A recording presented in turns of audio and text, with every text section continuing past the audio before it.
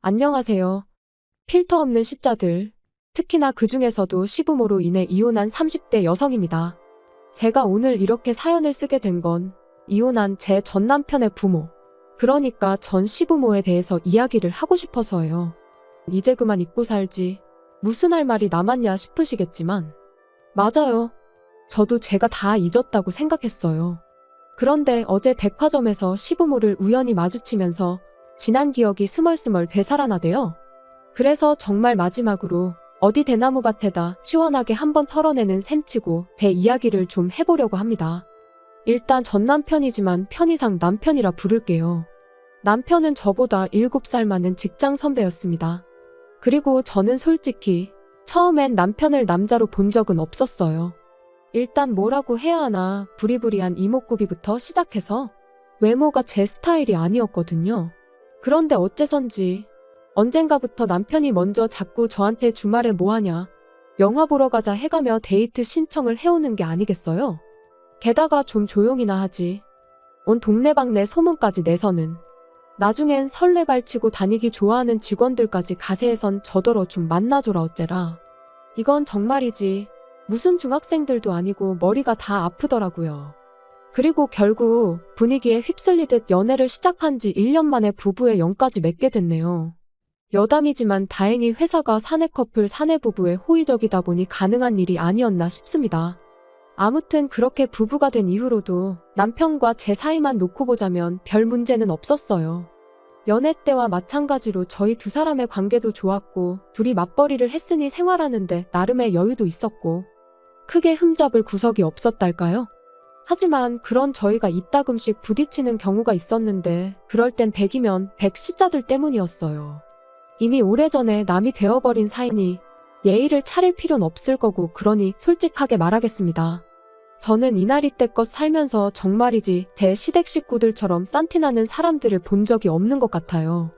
그게 뭐 옷을 야하게 입고 그래서가 아니라 신우들은 물론이고 어머님 아버님까지 아주 거침없이 아무 말이나 해댔거든요. 뭐 대통령 정치인은 예산일이고 친척들의 오다가다 스치는 사람들까지 무슨 한 주거리 씹듯 씹어대더라니까요. 그리고 돌이켜 생각해보면 처음 시댁에 인사를 하러 갔을 때부터 그런 낌새가 있었는데 연예인 흉 좀 볼 수도 있는 거지 하고 넘긴 게 문제였나 싶기도 해요. 지금도 생생하게 떠오르는 게 식사를 마치고 이제 저는 어머님을 도와 설거지를 하고 뒤늦게 남편을 비롯한 식구들이 모여 앉은 거실로 향했는데 다들 제가 와서 앉는 줄도 모르고 아주 빨려 들어갈 듯이 TV를 보면서 저 여자 연예인 얼굴 좀 봐라 어떻지 않냐? 무슨 성형을 한 게 분명하다 뭐 그런 이야기만 하고 있더라고요. 그리고 그 꼴을 보고 있자니 솔직히 좀 웃긴 거예요. 친구들끼리도 아니고 동생이 결혼할 여자까지 데려온 상황에 저런 얘기나 하고 있나 싶어서요. 하지만 이내 또 하긴 뭐 가족들끼리니까 저런 얘기도 편하게 하나 싶기도 했고 아무튼 좀 한심하게 보이긴 했지만 이내 그냥 잊어버렸죠. 당시엔 결혼 준비로 그런 것 말고도 신경 쓸 일이 한두 가지가 아니었으니까요. 그런데 결혼을 하고 나서 이제 몇 번의 가족 모임을 더 갖게 되면서 알게 된 게 그 사람들은 그냥 누구건 간에 자기들 눈에만 띄면 트집을 잡아 씹어대는 게 일상이었어요. 특히나 외모에 있어서는 어쩜 그렇게 품평회하기를 좋아하던지. 한 번은 다 같이 중국 요리집에서 식사를 하는데 방금 주방장 얼굴 봤냐 원숭이가 따로 없다 뭐 그런 이야기나 하고 있고 또 다른 날엔 아버님께서 친구분이 돌아가셨다는 이야기를 하고 계신데 옆에 계시던 어머님께서 하시는 말씀이 그 죽은 사람 와이프가 그렇게 못생겼다면서 깔깔 웃을 정도였어요.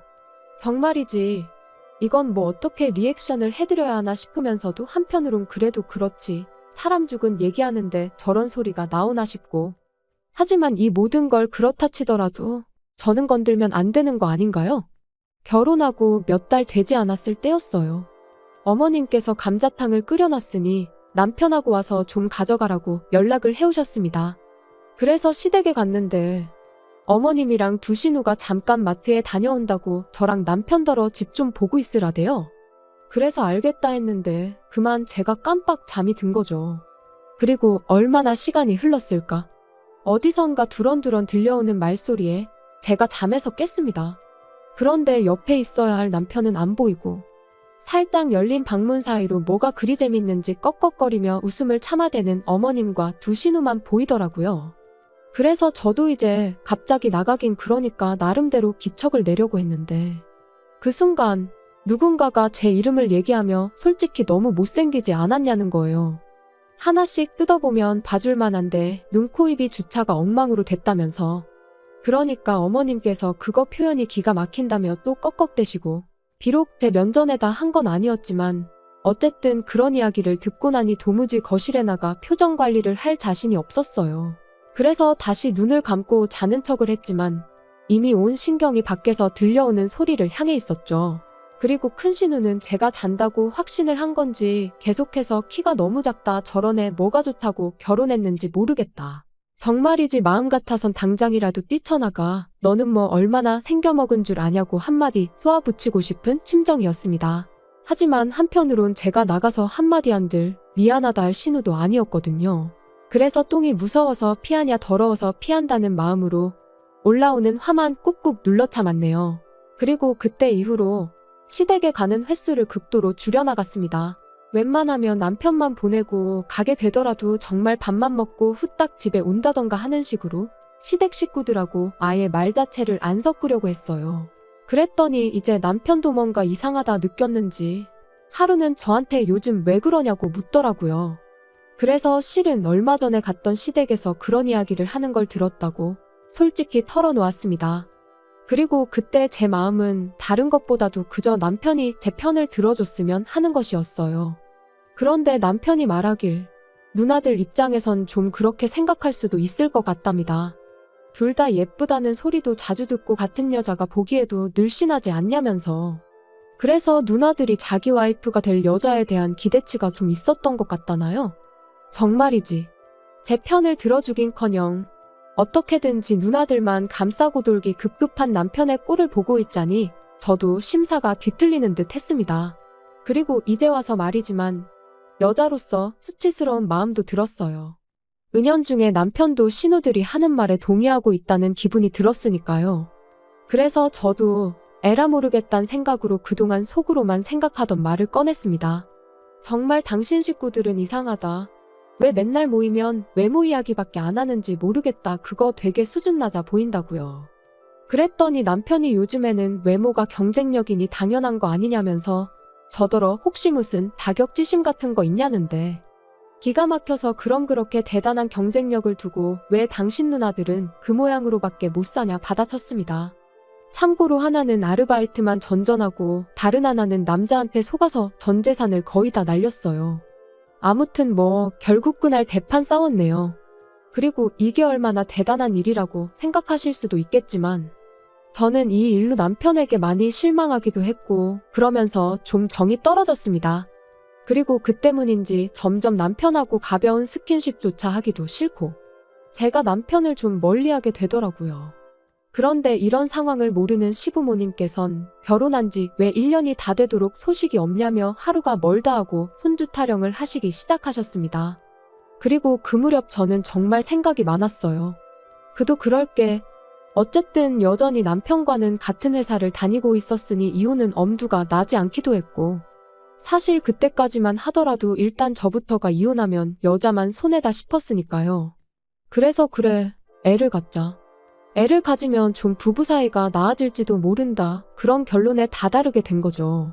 그런데 문제는 그렇게 마음을 먹은 이후로 남편하고 열심히 노력을 했는데 어째선지 반년이 지나도록 임신이 되질 않았습니다. 그래서 결국 남편과 함께 병원을 찾았어요. 그리고 병원에서 듣게 된 말은 남편이 키도 크고 체격도 좋은데 정자수가 적어도 너무 적다는 거예요. 그러면서 애를 많이 써야 할 거라는데 솔직히 제 입장에선 기가 찰 노릇이었습니다. 가뜩이나 남편한테 정도 많이 떨어졌지만 그래도 어떻게든 좀 살아보려고 애라도 가져볼까 한 건데 그마저 쉽지 않다고 했으니까요.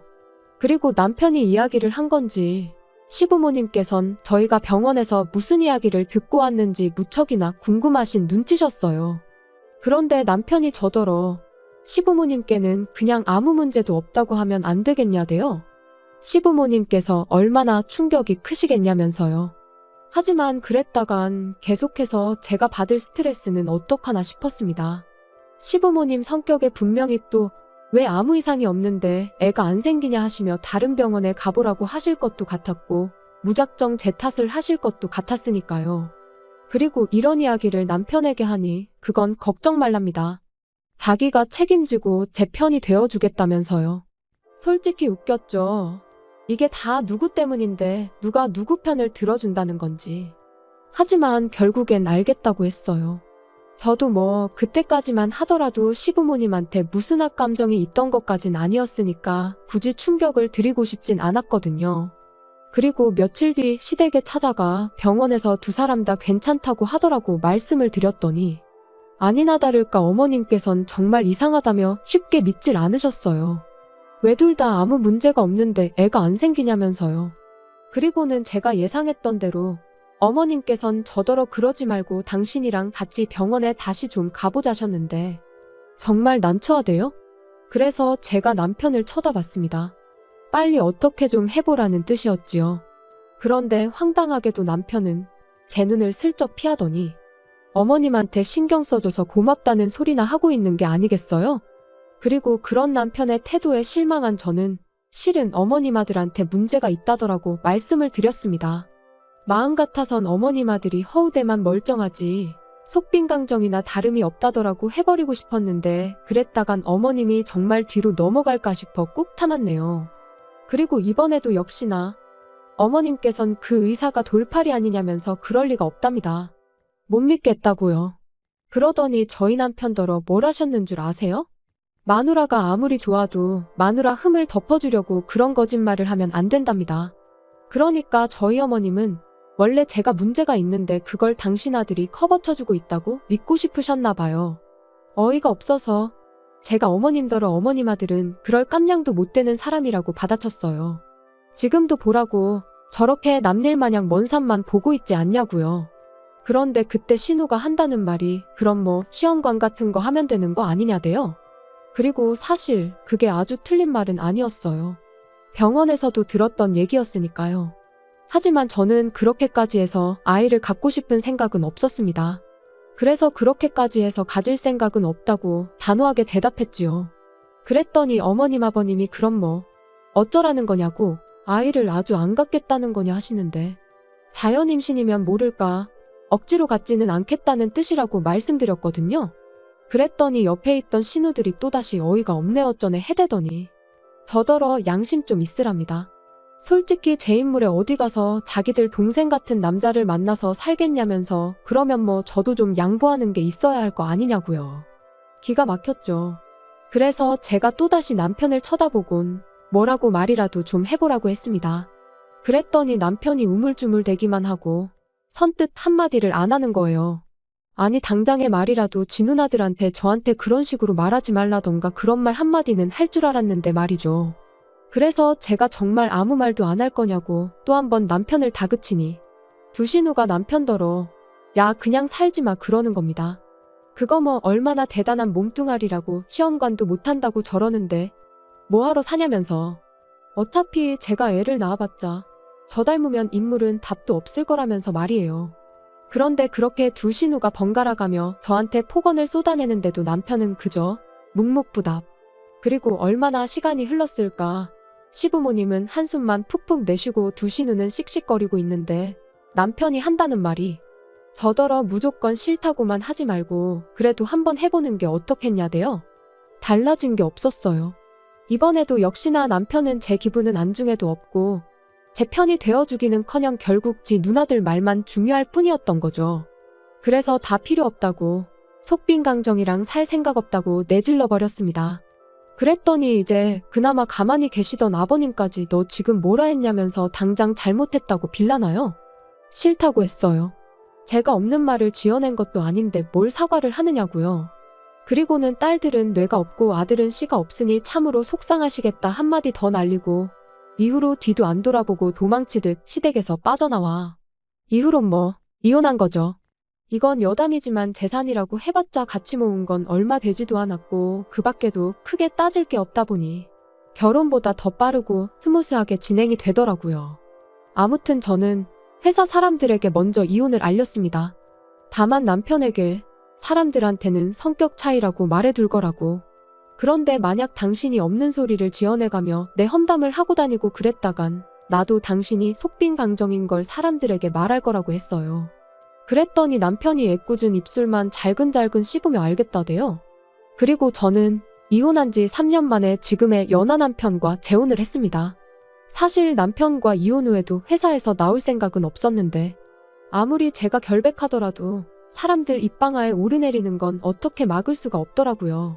게다가 오르내리기만 하는 게 아니라 이야기가 부풀려지기 일쑤였으니 정말이지 스트레스가 이만저만이 아니었죠. 그래서 아예 다른 업계로 이직을 했는데 거기서 지금의 연하 남편을 만나게 됐네요. 능력 있고 자상하고 이런 말 못하지만 전 남편하고는 비교도 안 되게 이번만큼은 제가 생각해도 저한테 과분한 사람이에요. 게다가 연하 남편과 재혼한 지 얼마 지나지 않아 바로 아이도 생겼습니다. 어제도 이제 곧 태어날 아이를 위한 용품들을 사려고 백화점에 갔던 거고요. 그런데 그렇게 전 남편은 물론이고 시부모의 신우들까지 마주칠 줄이야. 게다가 다들 하나같이 불러온 제 배를 보고는 꽤나 놀란 것 같았죠. 아마 모르긴 몰라도 뒤에서 분명 저 때문에 애가 안 생겼을 거라고 자기들끼리 정신승리나 하고 있었을 텐데 그 생각을 하니까 속이 다 후련했습니다. 그래서 의도한 바는 아니었지만 나름대로 복수를 한 듯한 게 기분이 나쁘진 않았네요. 여담이지만 시부모님은 아직도 그렇게 다 큰 자식들을 옆에 끼고 다니시는 걸 보니 여전히 자식 셋 중 누구 한 명도 제대로 된 가정을 꾸리지 못한 모양이에요. 그러니까 사람이 마음을 곱게 써야지 맨날 외모 타령만 해대고 남 험담이나 해대고 그러니 자식들이 잘 풀릴 리가 있나요? 아무튼 오늘로써 정말 끝입니다. 마지막으로 다시는 마주치는 일도 없었으면 좋겠고 겉에 신경 쓸 시간에 사람부터 되라고 말해주고 싶어요. 그리고 이건 좀 유치하게 들릴 것 같긴 한데 제가 아이 낳고 잘 산다는 소문이 언젠가 그 사람들 귀에 들어가는 일은 꼭 한번 있었으면 좋겠네요.